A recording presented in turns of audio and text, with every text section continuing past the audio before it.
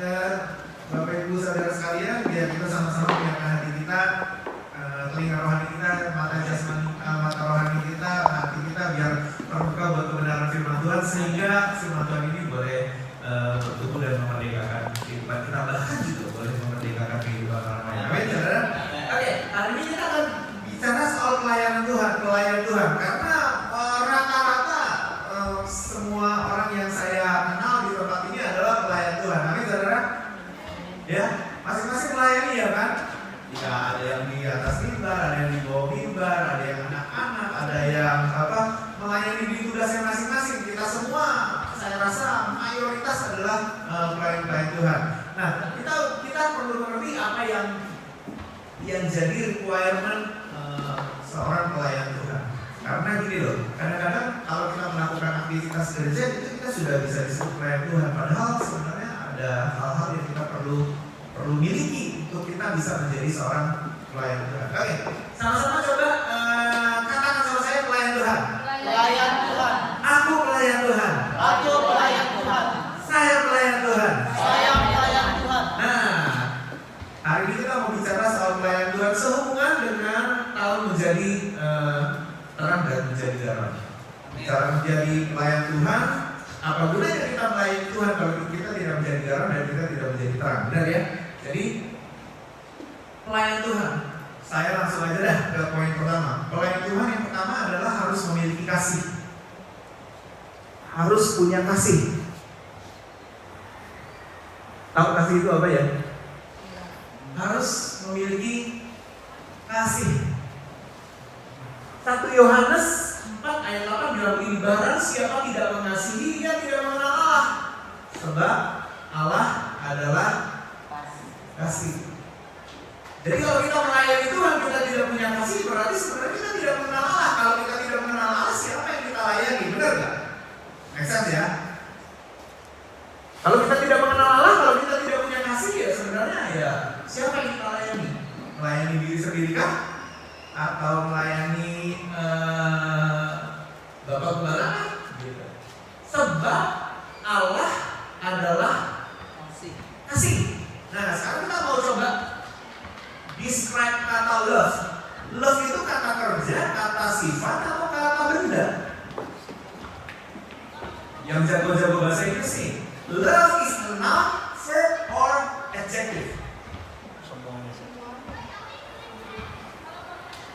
Semuanya? Yang cinta-cintaan gitu, lagi cinta-cintaan sama orang gitu ya.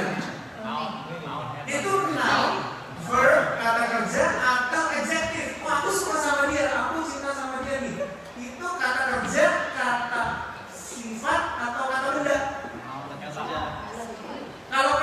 Kalau kata kerja, artinya kita mesti mengerjakan itu supaya kita mencintai dia, benar gak?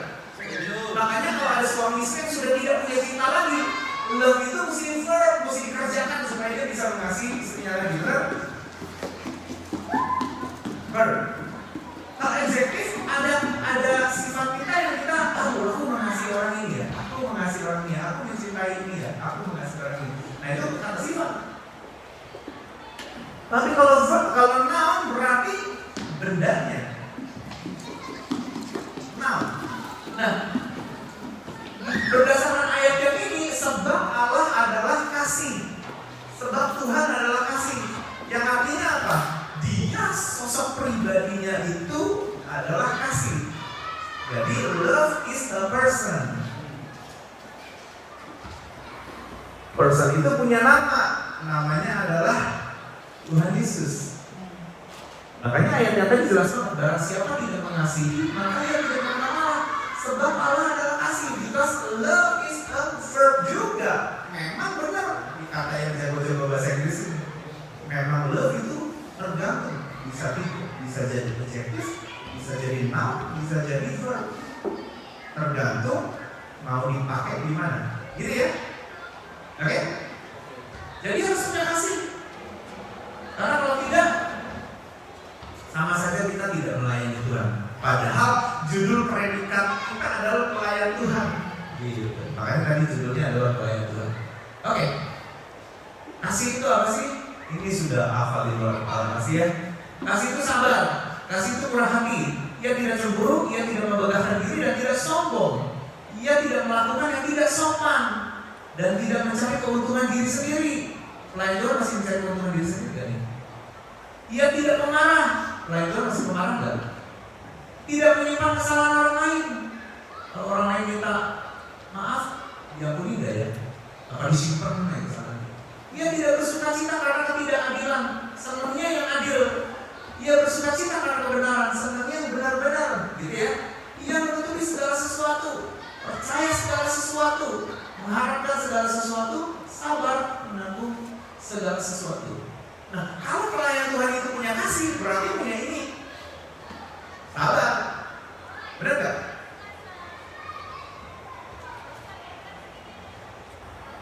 Enggak. Berarti murah hati. Tidak cemburu. Semua hal ini harus kita punya. Sebagai seorang pelayan Tuhan harus kita upayakan sebagai seorang pelayan Tuhan. Karena kasih itu ada description-nya. Description-nya ini semua nih. Kalau kita masih suka dengan ketidakadilan, berarti sebenarnya ya kita masih perlu upgrade, masih perlu mengupayakan kasih itu. Ya, kalau kita masih belum sabar, ya berarti kita masih harus terus upgrade kasih kita. Sambil melayani Tuhan, sambil memiliki kasih, dan akhirnya kita menjadi pelayan Tuhan yang bertanggung jawab. Oke, lanjut ya. Hukum yang pertama adalah kasihilah Tuhan Allahmu dengan segenap hatimu dan dengan segenap jiwamu dan dengan segenap akal budimu dan dengan segenap kekuatanmu. Hukum yang kedua adalah kasihilah sesama manusia seperti dirimu sendiri. Dan tidak ada hukum lain yang lebih utama daripada kedua hukum ini. Gini loh saudara, saya suka bilang di kelas pemuritan yang waktu kelas dulu lagi ngomong soal pernikahan, lagi ngomong soal pacaran. Syarat utama untuk seseorang mau jadi suami adalah dia harus bisa mengasihi, benar gak? Karena hai suami, kasihilah istrimu seperti Kristus mengasihi jemaatnya, benar gak? Efesus 5 tuh. Artinya gini, kalau dia fail di dalam mengasihi, berarti dia pasti fail di dalam menjadi seorang suami. Karena syarat utama untuk menjadi seorang suami adalah hai suami, kasihilah istrimu. Jadi kalau kita pilih cowok gitu kan, pilih pacar cowok gitu, yang dia tidak pernah bisa mengasihi siapapun, orang tuanya saja tidak bisa dikasihi, semua gurunya tidak bisa dikasihi, semua teman-temannya tidak bisa dikasihi, gak ada yang dia kasih sama sekali, berarti dia akan fail untuk menjadi seorang suami. Karena syarat untuk menjadi seorang suami adalah mengasihi, benar gak? Sama kayak istri juga sama, hai istri, tunduklah kepada suamimu, begitu kan ya? Kalau dilihat dari sosok perempuan ini, dia nggak pernah siapa aja dibantai sama dia pokoknya, nggak pernah bisa tunduk sama siapa-siapa, nggak bisa tunduk sama orang tua, nggak bisa tunduk sama siapa lah, nggak bisa sakit sama apa aja, nggak bisa ngapain, nggak bisa nunduk pada harganya, nggak ada, dia akan fail jadi seorang istri. Make sense ya? Sebagai seorang pelayan Tuhan juga sama. Kalau dia tidak punya kasih, sedangkan bahan dasarnya untuk melakukan hukum ini adalah kasih, berarti kita akan fail menjadi seorang pelayan Tuhan kalau kita tidak punya kasih. Makanya tadi Alkitab berkata begini,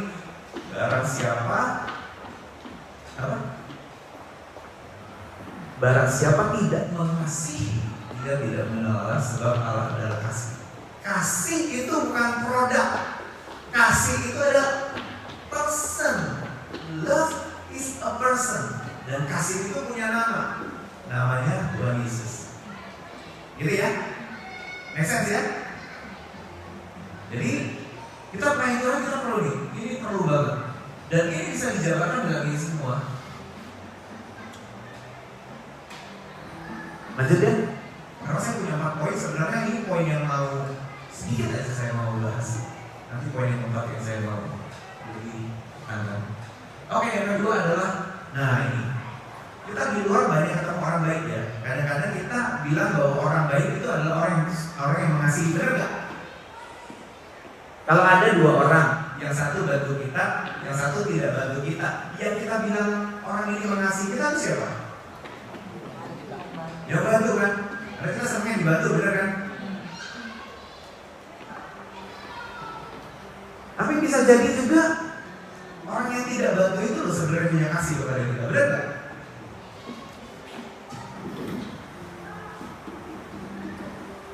Benar nggak sih? Iya dong. Bedanya antara pelayan Tuhan dan yang gentle, yang artinya umum-umum aja, adalah memiliki rahasia Allah.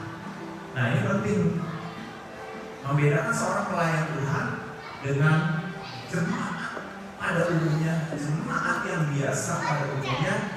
Yang membedakan adalah kita harus punya rahasia Allah, memiliki rahasia Allah. Dan tentunya rahasia Allah itu kan besar banget ya. Kita nggak harus sampai memiliki semua rahasia Allah gitu baru kita bisa melayani Tuhan, ya nggak begitu. Tapi gini, kita miliki rahasia Tuhan, kita miliki rahasia Allah, kita miliki kebenarannya sehingga kita dipercaya Tuhan menjadi pelayannya. Oke, kita mau lihat ayat-ayatnya dulu deh. Memiliki rahasia Allah. Bisa sebut sama-sama saya memiliki rahasia Allah. Oke, ayatnya ini 1 Korintus 4 ayat 1 sampai 2. Demikianlah hendaknya orang memandang kami sebagai apa? Hamba-hamba Kristus yang kepadanya dipercayakan rahasia Allah. Kalau kita punya kasih, good. Udah 1 poin, oke. Tapi yang kedua, kita memiliki rahasia Allah. Apa yang Tuhan tahu buat seseorang, apa yang Tuhan punya kuncinya buat seseorang, kita punya nggak? Kita miliki nggak? Karena kepadanya, kepada hamba-hamba Kristus itu dipercayakan rahasia Allah. Kalau orang mau duduk dengarkan pengajaran kita, kalau orang mau duduk dengarkan seminar kita, kalau orang mau duduk dengarkan session demi session retreat kita, kalau orang mau duduk mendengarkan setiap pembicaraan kita, kita harus punya samping. Dan sebagai pelayan Tuhan, sampingnya itu adalah kebenaran, sampingnya itu adalah rahasia Allah, dan kita harus punya itu tuh sebagai pelayan Tuhan. Itu yang membedakan kita dengan expert yang lain. Yang lain expert, ya toh? Tapi kalau kita pelayan Tuhan, yang kita punya adalah rahasia Tuhan. Dan itu yang kita beritakan. Nah, itu mesti jelas nih. Kepadanya dipercayakan rahasia Allah. Oke, bisa baca yang lanjutnya tuh. Yang akhirnya dituntut dari pelayan-pelayan yang demikian ialah bahwa ternyata mereka dapat dipercayai. Mereka dapat dipercayai rahasia Tuhan, rahasia Allah. Nah, kita punya gak sebagai pelayan-pelayan Tuhan? Singers, worship leader, pemain musik, penari. Ada gak sih rahasia-rahasia Tuhan yang kita ngerti sehingga kita bisa jadi pelayan Tuhan? Ya, lanjut ya. Matius 3:11 berkata begini, jawab Yesus, kepadamu diberi apa? Karunia untuk mengetahui rahasia kerajaan sorga. Tetapi kepada mereka enggak. Nah, itu tadi yang saya bilang, membedakan antara pelayan Tuhan dan yang tidak. Mereka punya rahasia kerajaan sorga. Tapi kalau Gentile, kalau yang umum-umum aja, kalau yang jemaat yang pergi sana pergi sini, harusnya kita lebih kenal rahasia kerajaan Allah, kita lebih kenal rahasia kerajaan sorga daripada orang yang bergereja jalan-jalan dan tidak punya apa ya? Tidak punya keinginan untuk tertanam, dididik, dimuridkan dan lain sebagainya. Harusnya kita yang dalam tanda petik pelayan Tuhan, kita punya loh kerajaan, rahasia kerajaan sorga. Karena Tuhan bilang ini, kepadamu akan diberikan rahasia kerajaan sorga, dan kepada mereka tidak. Perbedaannya jelas banget. Yang satu mengerti karena diberitahu, karena diberikan karunia untuk mengetahui. Yang satunya lagi tidak. Nah, pelayan Tuhan tuh menarik ya. Jadi pelayan Tuhan tuh bukan cuci-cuci piring di gereja. Itu outcome-nya. Tapi sebenarnya yang dia miliki, yang dia punya, aku punya kasih sehingga aku mengenal Tuhan. Aku mengenal Tuhan, love is a person. Aku mengenal Tuhan, makanya aku bisa mengasihi. Yang kedua, aku punya rahasia kerajaan surga. Kenapa? Karena memang kepadaku diberi karunia untuk mengetahui rahasia kerajaan surga. Dan kepada mereka tidak. Inilah saatnya mereka harus mendengarkan aku, karena aku mau membagi rahasia kerajaan surga kepada mereka. Harus punya apa? Kegigihan seperti kayak begitu loh. Karena itu yang diminta oleh Tuhan. Gitu ya? Oke ya? Oke ya? Jadi pelayan Tuhan harus excited. Ada rahasia kerajaan surga yang terus-menerus dibuka. Apalagi hari-hari terakhir nih, hujan awal dan hujan akhir dicurahkan bersama-sama tuh. Ada pewahyuan baru yang terus dibukakan oleh Tuhan dan kita harus miliki itu. Itu rahasia kerajaan surga. Kita harus cari itu. Carilah maka kau akan mendapatkan, benar gak? Cari. Ada begitu banyak rahasia kerajaan surga yang harus kita ketahui sebagai pelayan Tuhan, sebagai hamba Kristus, sebagai seorang pastor, sebagai seorang pengikut Kristus. Kita harus seperti ini. Oke. Yang ketiga, cepat ya. Cuma ada 4 kok belum seperti ini. Jangan harap. Yang 4 lama. Oke. Yang ketiga adalah dapat dipercaya. Yang pertama, memiliki kasih. Coba bilang sama-sama ya, memiliki kasih. Yang kedua, memiliki rahasia kerajaan Allah. Yang ketiga, dapat dipercaya. Nah, sebagai seorang pelayan Tuhan, kita mesti dapat dipercaya. Kepercayaan itu penting banget. Kepercayaan itu penting banget. Berbisnis aja ya harus punya satu poin ini. Harus bisa dipercaya.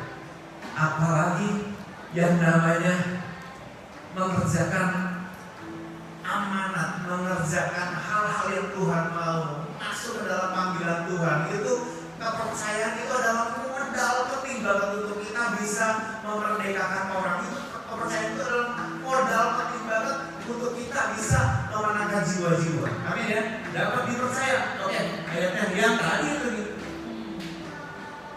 Tadi kan dipercayakan rahasia Allah. Yang akhirnya dituntut dari pelayan-pelayan yang demikian adalah bahwa ternyata mereka dapat dipercayai. Mereka bisa dipercayai. Yang paling asik adalah kata dituntut ini nih. Siapa yang suka dituntut? Lu nuntut gua begini ya. Pelayan Tuhan dituntut dari pelayan-pelayan yang demikian bahwa ternyata mereka dapat dipercaya. Tuhan menuntut kita loh sebenarnya. Kalau kamu jadi pelayan Tuhan, kamu harus dapat dipercaya. Rahasia kerajaan surga memang dibukakan, tapi apakah kamu dapat dipercayai?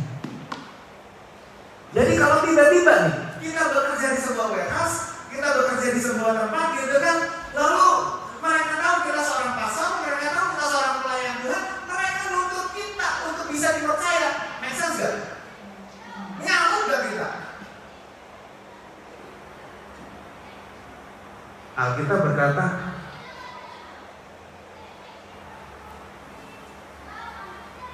banyak orang gak suka kalau dituntut.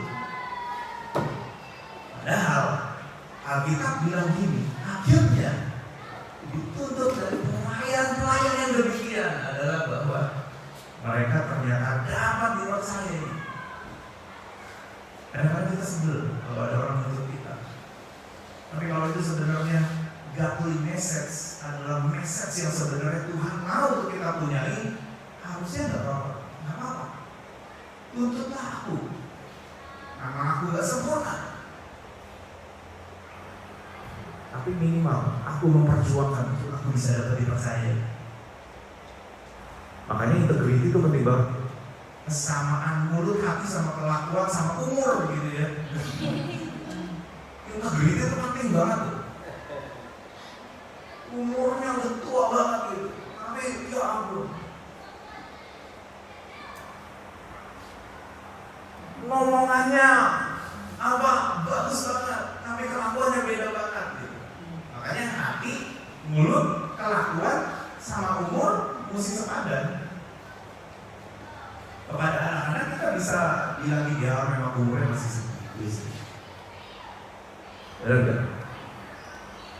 Tapi kalau kita sudah sebenarnya umur orang dewasa, umur orang matang, tanggung jawabnya adalah sudah seperti orang yang memang yang seharusnya layak dipercaya, sudah akil balik, sudah dewasa, harusnya umur, kelakuan, hati, perbuatan itu sinkron, sehingga bisa dipercaya. Benar nggak? Saya bisa percaya orang suka makan ini dari apanya? Dari mulutnya. Aku suka makan tahu gejrot, misalnya gitu ya. Aku suka makan tahu gejrot. Lah, kelakuannya gimana? Sama tahu aja jijik, gimana? Aku suka makan tahu gejrot, tapi sama tahu jijik gitu. Gimana? Caranya bagaimana? Bisa dipercaya? Nggak bisa. Aku suka makan tahu gejrot. Kalau ngeliat tahu, senang. Berarti udah make sense gitu kan. Pergi ke tempat yang ada jual tahu gejrot, lebih make sense lagi. Pesen tahu gejrot, lebih make sense lagi. Benar nggak? Ulang tahun ngerayainnya menu utamanya pakai tahu gejrot, misalnya gitu. Itu arah semua tuh. Gampang mempercayainya begitu. Benar ya? Dapat dipercaya. Hati-hati ya saudara ya, kalau ada orang menuntut kita di tempat kerjaan ya, memang harusnya kita bersinar, memang harusnya kita terang, jadi terang, harusnya kita jadi terang di tempat kerjaan kita. Dan kalau kita masih mau ada orang menuntut kita, ini ingat ayat ini, karena memang sebenarnya kita dituntut untuk dapat dipercayai loh. Oke? Oke ya? Nah, sekarang yang keempat. Ini yang mau ajar. Kuat dalam pergumulan. Coba bilang sama-sama saya. Kuat dalam pergumulan. Sekali lagi. 3, 4. Kuat dalam pergumulan. Sekali lagi. Kuat dalam pergumulan. Nah, ini yang membedakan antara pelayan Tuhan sama orang-orang pada umumnya, sama jemaat pada umumnya adalah gini. Dia kuat dalam pergumulan. Yang jemaat biasa, yang orang-orang biasa mungkin begitu mengalami sesuatu mungkin langsung shaky luar biasa gitu, langsung bisa meninggalkan imannya, langsung bisa kehilangan pengharapan, langsung bisa putus harapan. Tapi orang yang dikatakan pelayan Tuhan, dia harus bisa kuat di dalam pergumulannya. Setiap orang punya pergumulan ya. Setiap orang punya masalah, setiap orang punya problem, setiap orang punya hal-hal yang harus dia lalui gitu. Nah, untuk melalui semua hal itu harus kita punya kekuatan, strength, harus punya otot, harus punya muscle untuk bisa melewati setiap pergumulannya. Gitu. Nah, yang membedakan pelayan Tuhan dan yang tidak adalah kekuatannya di dalam menghadapi pergumulan. Amin, saudara? Kalau itu adalah kerinduan Tuhan untuk kita kuat di dalam pergumulan kita, sikap kita harus beda ketika ada pergumulan. Ketika ada pergumulan, yang jadi poin kita adalah, yang jadi doa kita adalah, yang keluar dari mulut kita adalah bukan kok nggak ada orang yang bantu aku ya. Kok Tuhan gak cepat dia nolong aku ya? Benar gak? Loh, orang gimana caranya bisa dikatakan kuat kalau dia tidak diuji dengan kekuatannya? Benar gak? Orang dikatakan kuat itu kalau dia sudah teruji, sanggup lewatin, bisa diangkat, menang, bisa diselesaikan. Makin panjang pergumulannya, makin gampang dideteksi bahwa orang ini kuat atau tidak. Benar nggak? Iya dong. Makin panjang perjuangannya, makin panjang pergumulannya, makin gampang dinilai sebenarnya kuat atau tidak.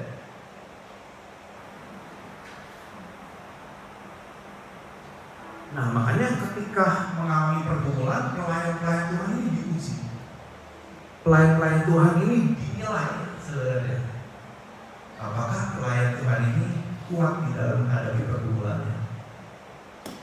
Daud itu berdoa minta tolong, benar.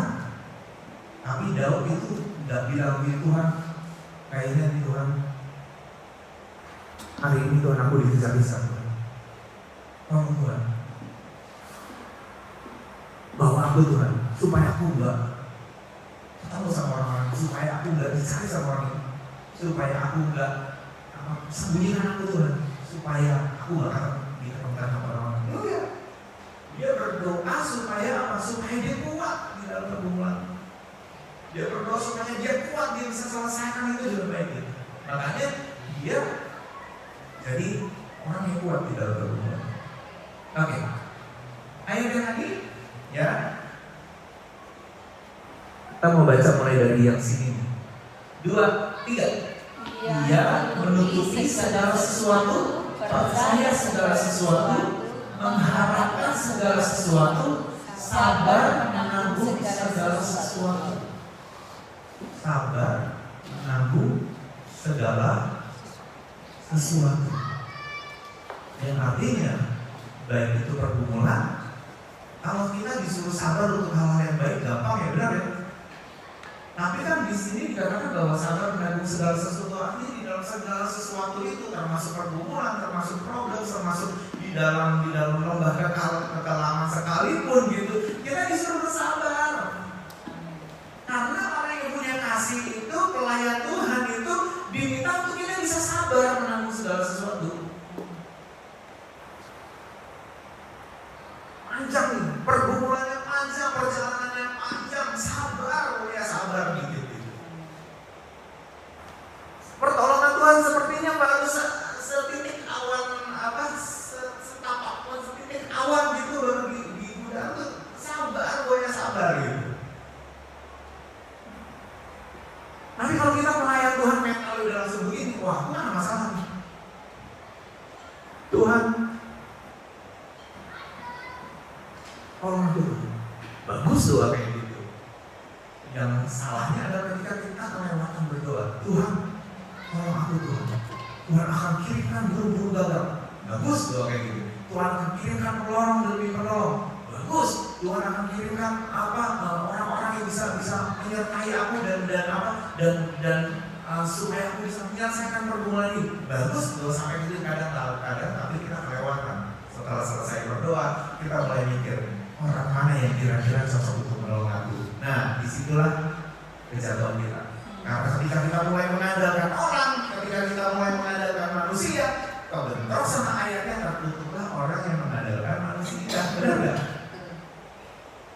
Kena di situ.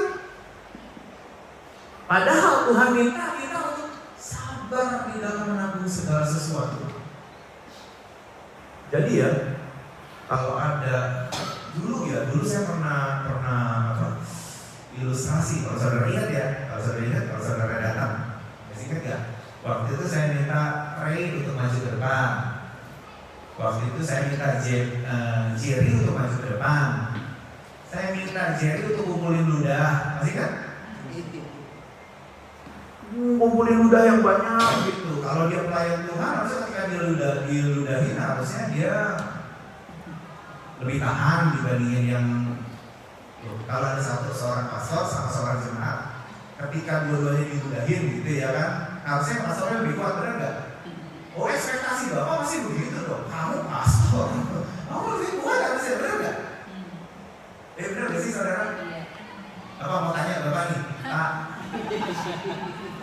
Bapak milih yang mana Pak? Pastor, jemaat, dua-duanya diludahin. Kira-kira yang menurut Bapak ekspektasi Bapak yang ngamuk duluan yang mana Pak? Yang mana? Yang pastor nggak kan bagian? Kamu juga.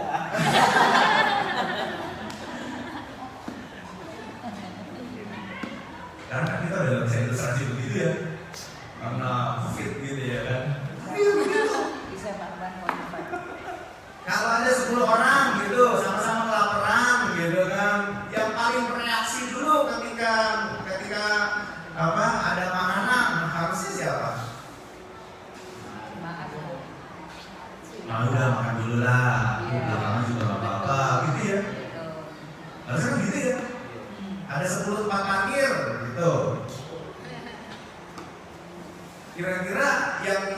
yang bisa kalah paling belakangan siapa? Ayo.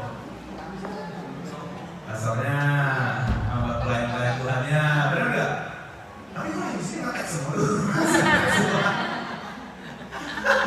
Langsung ngetek semua, ini gue di sini. Enggak, ini bercanda. Kamu boleh dianggap serius nggak apa-apa, bercanda gitu. Saudara, kita diharapkan untuk bisa kuat di dalam pergumulan. Karena memang kita pelayan Tuhan. Kita punya Tuhan yang kuat di dalam menghadapi pergumulan. Benar nggak saudara? Kita punya Tuhan yang kuat.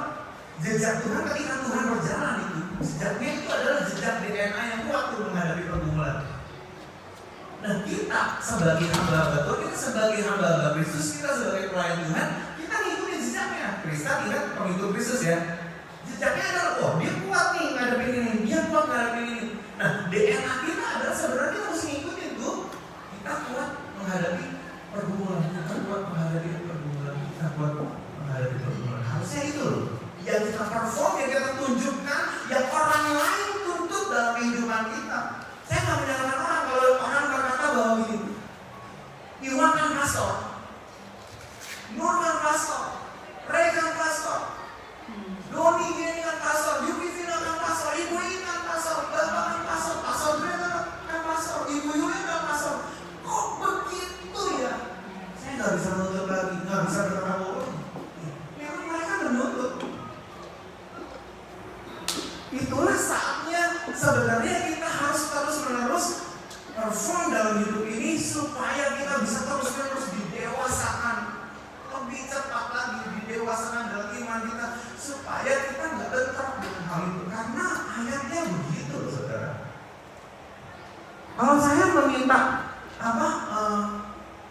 meminta seseorang pelayan Tuhan misalnya gitu ya untuk lebih kuat daripada jemaatnya, itu cengli banget, wajar banget kalau cengli ya.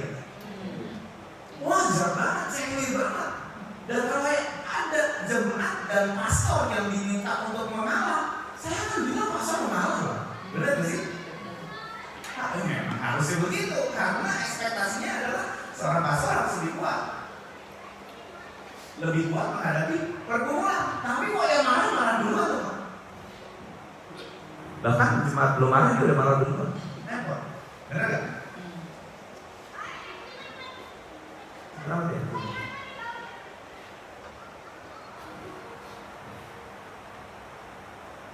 Darah Tuhan Yesus adalah darah yang sangat mahal. Benar gak? Saudara pernah kebayang gak? Kenapa Tuhan Yesus harus jalan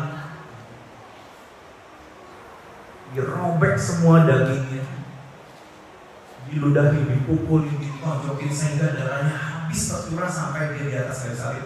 Kenapa dia harus kerjain itu semua? Kalau tebusannya adalah darah dan nyawa, dia sebenarnya bisa gini, oke, ambil semua darah aku, gitu kan, pakein selang, sedot semua darah aku, gitu kan, lalu kamu harus mati di kayu salib. Kenapa harus melalui semua jalan penderitaan itu? Jalan Via Dolorosa. Kenapa? Kalau darahnya saja sudah cukup buat bayar seluruh dosa kita. Kalau nyawanya itu cukup buat bayar seluruh dosa kita. Kenapa penebusan dosa manusia oleh Tuhan harus melewati seluruh proses penderitaan demi penderitaan itu? Pernah kepikiran nggak? Apakah darah Tuhan itu kurang cukup mahal sehingga harus Tuhan tersiksa, harus mengalami penderitaan demi penderitaan baru impas harganya?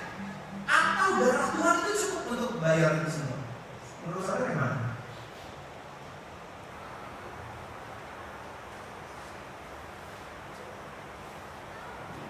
Bingung nggak? Kalau bingung, Ben, ada mau bantu teman nih ya, mau bantu teman punya utang kira-kira $3.000. Benny punya satu barang berharga, yaitu motor Benny, harganya $3.000. Ya, Benny willingly membantu orang itu. Lalu Denny bilang, aku punya motor harganya 3.200, kamu ambil. Denny perlu menderita gak? Sambung aku, ludahin aku, biar pas, biar imas. Aku jangan bawa pinggul salin kamu musuh apa aku. Kira-kira begitu gak? Imas, benar gak sih? Ambil motornya, sudah beres, case close. Darah Tuhan Yesus itu saudara ya, gak perlu disertai dengan penderitaan yang model kayak begitu, itu sudah bisa bayar semua dosa kita, benar gak? Lalu tapi kenapa Tuhan harus begini? Lalu kenapa Tuhan kita harus begini, saudara? Kenapa? Dia ingin kasih tahu kita loh, aku taruh jejak DNA itu kuat menghadapi pergumulan hidup. Aku diludahi gak apa-apa, aku disiksa gak apa-apa, aku menderita gak apa-apa, aku ojokin gak apa-apa, harga diri dihabisin gak apa-apa. Dia tinggalkan jejak-jejak itu supaya hamba-hambanya, supaya orang yang selalu memandang kepada Kristus, supaya pelayan-pelayan Tuhan itu punya DNA itu, ada jejaknya. Oh, Tuhan begini ya, Tuhan begini ya, Tuhan begini ya, Tuhan begini ya, sehingga kita bisa kuat menghadapi pergumulan hidup. Amin, saudara.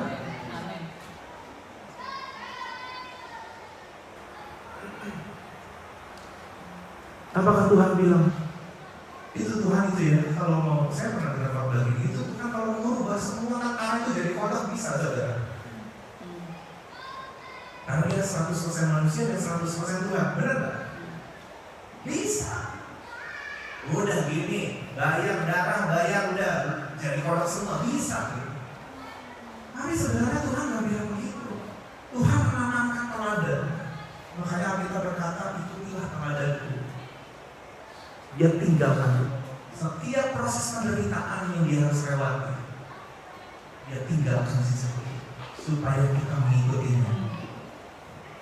Om Yong, terluka, difitnah, diludahin, Tuhan diudah. Ada jejak buat Om Yong, ada jejak buat Nur, ada jejak buat semua kita, supaya kita bisa mengikuti. Namun saudara, ada jejak buat saya. Oh Tuhan begitu, oh Tuhan begini. Itu bukan buat lipas-lipasan dosa, saudara. Itu buat meninggalkan jejak supaya kita kuat menghadapi ibadah hidup, supaya kita kuat menghadapi pertolongan. Lihat Tuhan itu ketika dia dimulai dari sengsara-sengsaranya dia gitu sampai kepada bukit Golgota. Apakah dia pernah bilang sama bapaknya, Bapak, segeralah tolong aku Bapak, segeralah tolong aku Bapak? Pernahkah dia bilang begitu? Gak pernah, saudara. Gak pernah. Dia berkata begini, Eloi, Eloi, lama sabachthani. Allahku, Allahku, mengapa kau meninggalkan aku? Karena dia bukan artinya Bapa di surga meninggalkan aku, kita mau menolong dia. Bukan begitu. Tapi karena Bapa di surga ketika melihat anaknya harus mengalami seperti itu,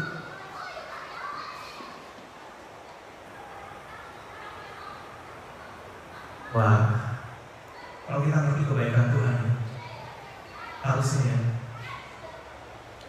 kita bisa mengikuti teladan Tuhan. Harusnya kita bisa lebih kuat dalam menghadapi hidup. Harusnya kita bisa lebih kuat dalam menghadapi pergumulan. Dan kalau tidak ada orang lain yang hidup menolong kita, percaya saja sama waktu Tuhan, Tuhan pasti akan menolong. Benar gak? Dan Tuhan bilang, aku akan menyertai kamu. Ada lagunya, bersamamu aku lewati semua. Kita gak perlu jadi sakit hati, pahit hati sama orang yang kelihatannya bisa nolong kita, tapi tidak nolong kita. Belum tentu juga Tuhan suruh dia untuk nolong kita. Benar gak? Ya kan? Make sense? Karena Tuhan mau kita kuat di dalam menghadapi pergumulan ini. Itu loh, pertolonganmu ada di jejak DNA itu loh.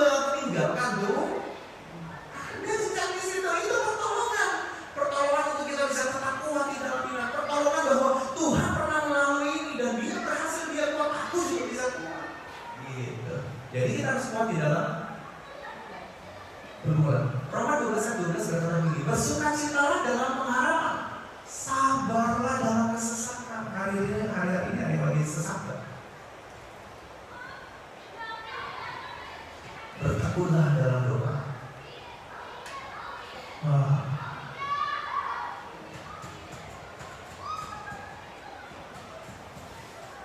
Harus punya spirit ini.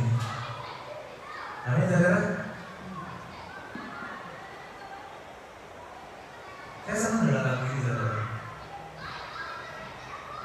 Ketika saya renungkan kata-katanya, saudara, kalau udah bersama Tuhan itu di dalam setiap pergumulan harus ada Tuhan bersama dalam hidup. Amin, saudara. Di setiap musim, tidak cuma di satu musim, setiap musim ada Tuhan. Tidak pernah dibiarkan sendiri. Itu yang paling penting di dalam melewati pergumulan. Yang kedua, kekuatan di jiwaku adalah bersama aku jadi kuat dari Tuhan. Tak pernah meragukan kasih, tak pernah meragukan kasih Tuhan. Ini baik kedua. Bersamamu Bapa melewati semua. Perkenananmu yang terbuka hatiku. Engkau yang bertindak memberi pertolongan. Nah ini pertolongan Tuhan masih akan datang. Pasti akan datang. Dari mana pasti akan datang. Tapi yang paling penting adalah dari pertama sampai ke belakang itu adalah penyertaan Tuhan. Penyertaan Tuhan dalam kehidupan kita. Sehingga dalam setiap pergumulan kita bisa melalui dengan baik. Amin, saudara. Saya mau tinggalkan saudara dengan ilustrasi yang tadi. Ketika engkau sedang menghadapi pergumulan, sedang tinggi banget gitu ya. Kau tinggi ya? Ingat, Tuhan itu tahu susah. Supaya kita bisa kuat di dalam menghadapi pergumulan itu. Amin, saudara. Jangan marah lagi kalau ada orang butuh kita. Kamu kan pastor, kamu kan hamba Tuhan, kamu kan pelayan Tuhan, kamu kan Kristen.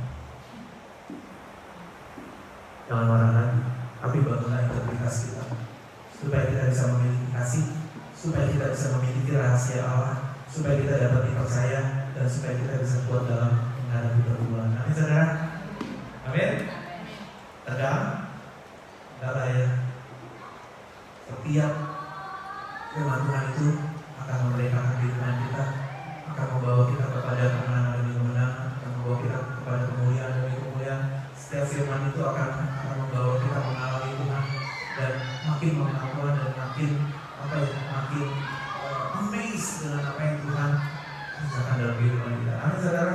Kita punya Tuhan yang luar biasa. Dia nggak cuma nebus dosa kita, tapi Dia tinggalkan semua apa yang harus kita lakukan. Teladan-teladannya Dia sudah tinggalkan buat kehidupan kita semua. Sehingga kita akan sangat mudah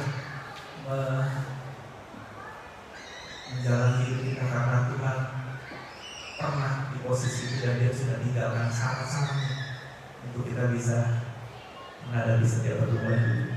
Jadilah pelayan Tuhan yang tangguh, jadilah pelayan Tuhan yang strong, jadilah pelayan Tuhan yang kuat, jadilah pelayan Tuhan yang memiliki kasih, jadilah pastor yang punya kasih, jadilah pastor yang kuat di dalam menghadapi pergumulan hidup, jadilah pastor yang kuat ketika sendiri. Tuhan Yesus itu sendiri. Jadi leader itu memang sendiri, jadi pemimpin itu sendiri, kesepian. Tuhan Yesus itu berdoa sendirian. Bahkan dia bilang sama murid-muridnya, tidak sanggup engkau berjaga-jaga 1 jam saja. Di saat aku sedang berdoa, jadi pemimpin itu jadi pastor itu begadang sendirian, benar ya Vila? Yang lain tidur, begadang kan? Benar? Yang lain sudah tidur, kita kerja masih. Yang lain sudah tidur, yang lain sudah main sama anak, kita masih pemerintah. Saya bilang sama seorang ibu di sini, hari ini ada di sini. Saya bilang, ya, kelihatannya apa? Dia cuma ngurusin seminggu sekali. Dia bilang, saya main handball sama anak saya itu jam 11 malam. Dari pagi kerja, pulang, ngajar, siap-siap pemuritan sampai jam 11 malam. Jam 11 malam saya lihat, waduh anak gue atau bagian gue bahaya. Saya main handball jam 11 malam sama gue. Besoknya saya main handball jam setengah 11 malam. Jadi pemimpin itu kesedihan. Sendiri mesti kuat, sendiri mesti serap. Saya berkali-kali bilang sama teman-teman pastor, pertama-tama di awal house of sacrifice ini, saya narik gerbong ini sendirian, narik visi ini sendirian. Siapa yang mau bayar visi gereja ini kalau bukan pendetanya? Siapa yang mau bayar visi ini kalau bukan hamba Tuhan? Siapa yang mau bayar ini semua? Siapa yang mau lihat ini jadi? Hamba Tuhan kalau nggak punya passion ke situ, daya juangnya kayak gitu, udah kapok dari kamar apa? Benar? Itu harus kita kerjakan. Harus strong. Jadilah pelayan Tuhan yang strong. Jadilah pelayan yang kuat. Jadilah pelayan Tuhan yang sanggup melewati setiap dari pergumulan itu. Karena Tuhan tuh udah taruh tuh jejak-jejak. Lain kali kalau jalan di pasir, lagi main-main di pantai, ada jejak-jejak. Ingatlah itu jejak-jejak Tuhan yang sudah Tuhan tinggalkan dalam kehidupan kita sehingga kita bisa meneladaninya dan kita bisa kuat di dalam menghadapi pergumulan hidup. Amin. Saya minta Yiki boleh tolong bantu saya dengan dibuat pertanyaan ini sekali. Wah, saya ini khotbah onsite karena sudah 45 minggu. Onsite lain. Teman-teman, semoga sedang mengalami pergumulan. Ayo sama-sama cari Tuhan, cari wajah Tuhan. Di dalam Tuhan ada penyertaannya. Bersama Tuhan kau pasti akan aman. Bersama Tuhan kau pasti akan oke. Karena penyertaan Tuhan itu yang paling penting buat kehidupan kita. Jangan cepat-cepat keluar dari pertolongannya. Kenali kebaikan Tuhan. Kenali Tuhan itu adalah Tuhan yang spesifik ingin membawa kita mengalami kemenangan. Bukan hanya keluar dari pergumulan hidup, tapi menang dan mengerti caranya. Karena ada rahasia kerajaan surga yang Tuhan taruh di dalam setiap pergumulan hidup kita. Amin, saudara. Bersamamu Bapa. Sama-sama kita lagi berdiri. Ku lewati semua perkenananmu yang teguhkan hatiku. Nantikan pertolongan Tuhan. Engkau yang bertindak memberi pertolongan,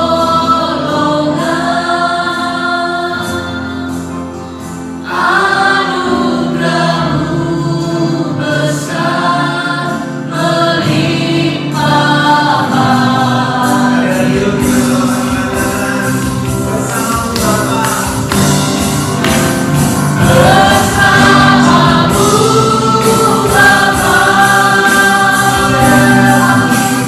ku lewati semua perkenananmu yang teguhkan hatiku.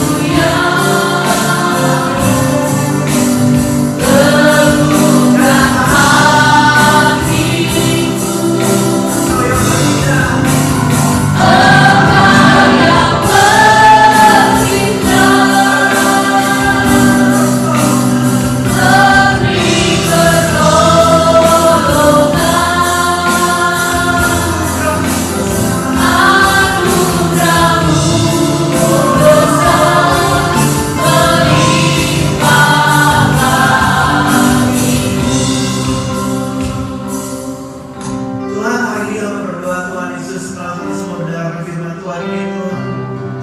Either kami sedang lagi dalam pergumulan atau kami sedang menuntut orang untuk keluar dari pergumulan mereka Tuhan. Tuhan, jadikan kami pelayan-pelayan-Mu yang setia Tuhan. Jadikan kami pelayan-pelayan-Mu yang punya kasih Tuhan.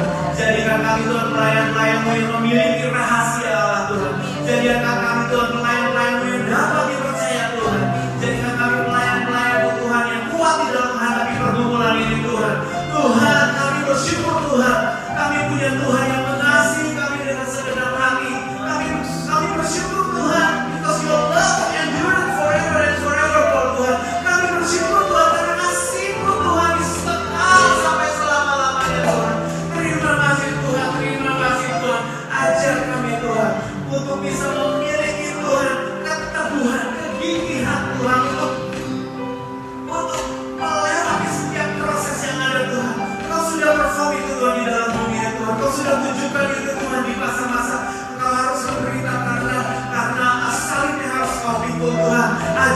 Tuhan, untuk melihat itu sebuah Tuhan, semua sebagai contoh, sebagai teladan yang harus kami ikuti, sebagai teladan yang harus kami jalani Tuhan Yesus. Karena kami juga mau Tuhan memiliki kekuatan yang sama Tuhan, karena Engkau Tuhan yang selalu memberikan kami kekuatan. Bersama-Mu Bapa, kami akan melewati semua badai itu Tuhan.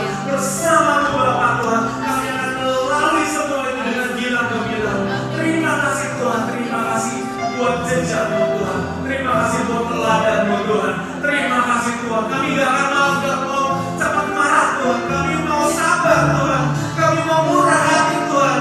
Kami tidak mau cemburu Tuhan. Kami tidak mau Tuhan bersuka cita karena ketidakadilan Tuhan. Kami mau Tuhan sabar Tuhan di dalam menanggung segala sesuatu Tuhan. Kami mau jadi orang yang mengasihi Tuhan. Kami mau jadi orang yang tidak sombong Tuhan. Kami mau jadi orang yang punya pengharapan Tuhan. Kalian kasih memiliki pengharapan. Terima kasih Tuhan Yesus. Terima kasih. Ajar kami semua Tuhan yang ada di tempat ini Tuhan, supaya kami bisa terus mengikuti jejak-Mu Tuhan, mengikuti teladan-Mu Tuhan, belajar daripada-Mu Tuhan, melihat apa yang Kau kerjakan Tuhan, melihat apa yang Kau dengarkan firman-Mu Tuhan, sehingga kami jadi pribadi yang kuat Tuhan, dan kami boleh tetap dipercaya Tuhan untuk memberitakan rahasia-rahasia kerajaan Allah kepada setiap orang yang membutuhkan, menjadi terang, menjadi garam, karena kami memiliki terang itu, karena kami tahu Tuhan, Engkau yang terlebih dahulu bertindak dalam kehidupan kami Bapa. Terpuji nama-Mu Tuhan Yesus, berkati Tuhan setiap umat Tuhan ini yang datang hari ini Tuhan. Biar blessing, anugerah daripada Tuhan itu boleh tetap ada di dalam kehidupan kami semua, khususnya di masa-masa seperti ini Tuhan. Biar penyertaan-Mu Tuhan dalam kehidupan kami semua tetap kami nantikan dan kami harapkan. Terpuji nama-Mu Tuhan Yesus.